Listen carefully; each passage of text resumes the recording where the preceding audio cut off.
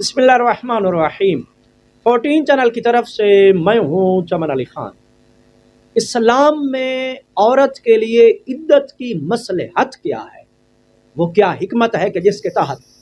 तलाक या शौहर के फौत हो जाने के बाद औरत को एक मखसूस अरसे तक अक़्द सानी की इजाज़त नहीं है। इस हवाले से मैं कुछ कीमती इबारतें आपकी समातों की नज़र करना चाहता हूँ, लेकिन उससे पहले आप तमाम हजरात से अपील है 14 चैनल को सब्सक्राइब करके, लाइक करके और शेयर करके ममनून फरमाएं। इस्लाम में इद्दत की मसलहत को समझने से पहले आप हजरात के लिए ये ज़रूरी है कि आप इस्लाम से पहले औरत पर होने वाले मजालिम को समझें। इस्लाम से पहले अगर किसी औरत का शौहर फौत हो जाता, बाज़ कबीलों में इस हद तक जुल्म था कि उस औरत को अक़्द सानी की इजाज़त न होती। बाज़ कबीलों में ये जुल्म किया जाता कि अगर किसी औरत का शौहर फौत हो जाता तो फिर उस औरत के लिए सिर्फ जिनसी ही नहीं बल्कि हर किस्म की लज्जत हराम हो जाती। बाज़ कबीलों में तो औरत के साथ इस हद तक जुल्म ढाया जाता कि उसके मरने वाले शौहर के साथ ही उसकी बेवा औरत को जिंदा दफन कर दिया जाता। इन मजालिम को सामने रखते हुए अब आइए और समझिए कि इस्लाम ने औरत के लिए इद्दत क्यों रखी है। सबसे पहले जो मैं कीमती इबारत आपकी समातों की नज़र करना चाहता हूँ वो मुफस्सिर कुरान अल्लामा हुसैन बख्श जाड़ा मरहूम की है। अल्लामा हुसैन बख्श जाड़ा मरहूम ने अपनी किताब तफसीर अनवारुन नजफ में सूरह बकरा की आयत नंबर 228 और 234 की तफसीर और तशरीह के ज़िम्न में इद्दत की मसलहत के उन्वान के तहत एक नायाब पैरा तहरीर फरमाया है। वो लिखते हैं, तलाक या मौत की सूरत में औरत को इद्दत का पाबंद किया गया है ताकि औरत की हैसियत आम हैवानात की तरह न समझी जाए कि एक मलकियत के ज़ायल होने के बाद फौरन दूसरी मलकियत का फंदा उसकी गर्दन में डाल लिया जाए। नीज़ उसकी महकूमाना जिंदगी के पेश नज़र उसको सोचने का मौका दिया गया है कि साबका तजुर्बात के माताहत जदीद शौहर के इंतखाब में अपने मुस्तकबिल की बहबूद का ख्याल रखे। वो मजीद तहरीर करते हैं, इद्दत वफात या इद्दत तलाक में औरत के लिए वकार का जो पहलू मुज़मर है वह बिला ताखीर एक मर्द से दूसरे मर्द की तरफ मुंतकिल होने में नहीं है। अलावा बरी औरत में हमल का एहतमाल भी इस अम्र का मुतकादी है कि उसको एक शौहर से फराग के बाद एक मुद्दत तक आज़ाद रहना चाहिए और बाद मकामात पर हमल के ना होने का यकीन एक कुलिया कायदा और आम कानून के लिए बायसे तखसीस नहीं हो सकता। अल्लामा हुसैन बख्श जाड़ा मरहूम की इबारत जहाँ पर तमाम हुई। इद्दत की मसलहत के बारे में एक और नायाब इबारत मैं आपकी समातों की नज़र करना चाहता हूँ और ये इबारत मैं किताब तफसीरुल मीज़ान से नकल करके आप तक पहुँचा रहा हूँ। साहिब तफसीरुल मीज़ान ने तफसीरुल मीज़ान के अंदर सूरह बकरा की आयत नंबर 234 की तफसीर के ज़िम्न में तहरीर किया है कि इमाम जाफ़र सादिक़ अलैहिस्सलाम ने फरमाया, जब ये आयत नाजिल हुई वल्लज़ीना युतवफ़्फ़ौना मिनकुम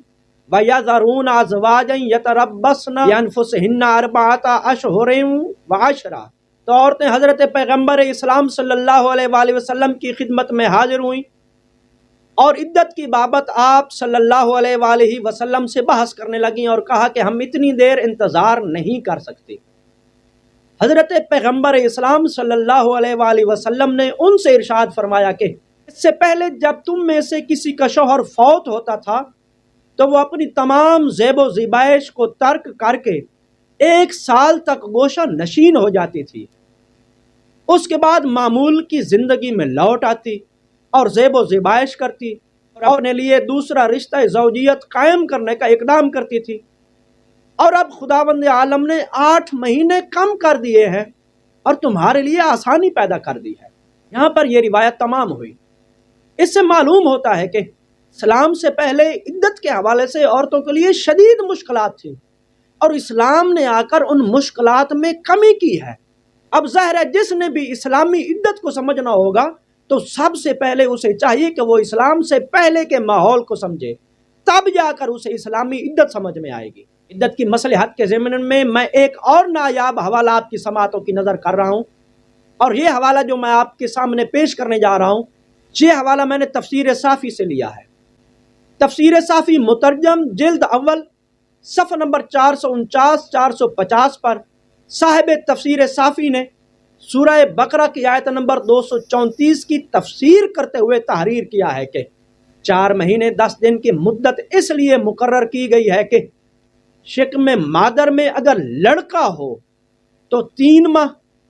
اور اگر لڑکی ہو تو 4 ماہ میں حرکت کرتی ہے، تو دونوں کی انتہائی مدت کو بیان کیا گیا، اور 10 دن کا اضافہ اس لیے ہوا کہ شکم مادر میں بچے کی حرکت واضح ہو جائے، اس لیے کہ کبھی ایسا ہوتا ہے کہ شروع میں حرکت کمزور ہو تو محسوس نہیں ہوتی۔ یہاں پر یہ عبارت بھی تمام ہوئی۔ ایسے لوگ جو میڈیکلی لحاظ سے اور سائنسی لحاظ سے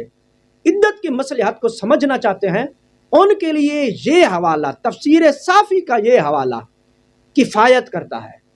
آخر میں شیخ صدوق رحمۃ اللہ علیہ کی کتاب علل الشرائع سے ایک نایاب حوالہ آپ کی سماعتوں کی نظر کرنے جا رہا ہوں۔ شیخ صدوق رحمۃ اللہ علیہ کی کتاب علل الشرائع باب نمبر 277، یہاں پر روایت ہے کہ ایک شخص کہتا ہے کہ ایک مرتبہ میں نے حضرت ابو الحسن ثانی علیہ السلام سے دریافت کیا، مطلقہ عورت کا عدہ 3 حیض یا 3 مہینے ہے،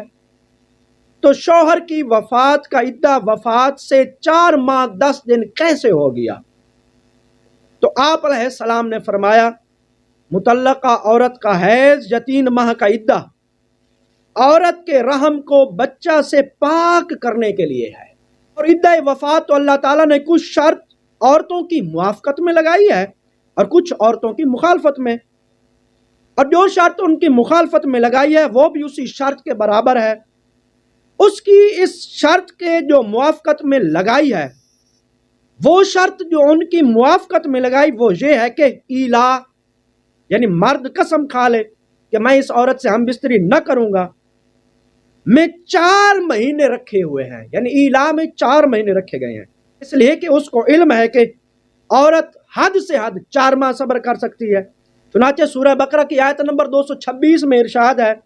پس مرد کے لیے یہ جائز نہیں ہے کہ 4 ماہ سے زیادہ اپنے ایلا پر قائم رہے، یعنی 4 ماہ سے زیادہ عورت سے ہم بستری کو ترک نہیں کر سکتا، اور بصورت دیگر اس کو کفارہ دے کر اپنی قسم کو توڑنا پڑے گا یا طلاق دے کر عورت کو آزاد کرنا پڑے گا، اس لیے کہ اللہ کو علم ہے کہ عورت زیادہ سے زیادہ 4 ماہ تک مرد سے بے نیاز رہ سکتی ہے، اور وہ شرط جو عورتوں کے خلاف ہے وہ یہ ہے کہ اس کے لیے ارشاد ہے، عدتہن 4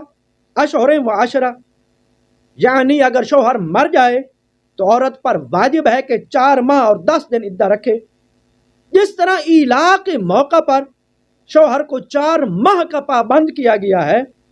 اللہ تعالیٰ کو علم ہے کہ حد سے حد 4 ماہ تک عورت صبر کر سکتی ہے، اس لیے یہ دونوں اس کے مخالف و موافق کر دیے گئے۔ ایک اور روایت ہے کہ عبداللہ بن سنان کہتے ہیں کہ میں نے ایک مرتبہ امام جعفر صادق علیہ السلام سے عرض کیا کہ کیا وجہ ہے کہ عدہ طلاق 3 ماہ اور عدہ وفات 4 ماہ 10 روز ہو گیا؟ تو آپ علیہ السلام نے فرمایا، اس لیے کہ آگ کی سوزش عورت کے دل میں 3 ماہ کے اندر سکون پا جاتی ہے، اور شوہر کی وفات کی سوزش عورت کے دل میں 4 ماہ 10 دن سے زیادہ قرار نہیں پاتی، یعنی شوہر کی وفات کا صدمہ عورت کو زیادہ سے زیادہ 4 ماہ 10 دن تک محسوس ہوتا ہے، اس لیے عورت کو 4 ماہ 10 دن تک صبر کرنے کا حکم دیا گیا ہے، رکنے کا حکم دیا گیا ہے، اور پھر اس کے بعد اسے عقد ثانی کی اجازت دی گئی ہے۔ اور چونکہ طلاق کی عدت کی سوزش، طلاق کی عدت کا صدمہ عورت کو زیادہ سے زیادہ 3 طہر تک، 3 قروء تک محسوس ہوتا ہے، اس لیے طلاق کی عدت کے لیے عورت کو 3 قروء تک یا 3 ماہ تک روکا گیا ہے۔ امید کرتا ہوں ان مختلف قیمتی پیراؤں سے اور قیمتی عبارات سے آپ عدت کی مصلحت سے بخوبی واقف ہو گئے ہوں گے۔ عدت کی ان تمام مسالے اور علل میں سے کوئی بھی علت اور مصلحت اگر آپ کو سمجھ نہ بھی آئے تو پھر بھی آپ کے لیے یہی ایک بات سمجھنا کافی ہے کہ بہرکیف طلاق کے لیے 3 قروء یعنی 3 طہر یا 3 ماہ،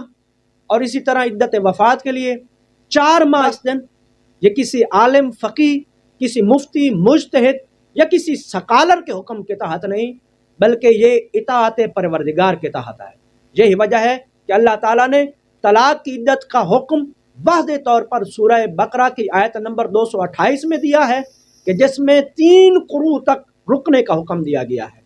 اور عدت وفات کا حکم واضح طور پر اللہ تعالیٰ نے سورہ بقرہ کی آیت نمبر 234 میں دیا ہے کہ جس میں واضح طور پر بیوہ عورت کو 4 ماہ 10 دن تک صبر کرنے کا حکم دیا گیا ہے۔ اگر اور کوئی بھی مصلحت پیش نظر نہ ہو تو حکم پروردگار کی تعمیل یہ پیش نظر ہونی چاہیے۔ والسلام علیکم ورحمۃ اللہ وبرکاتہ۔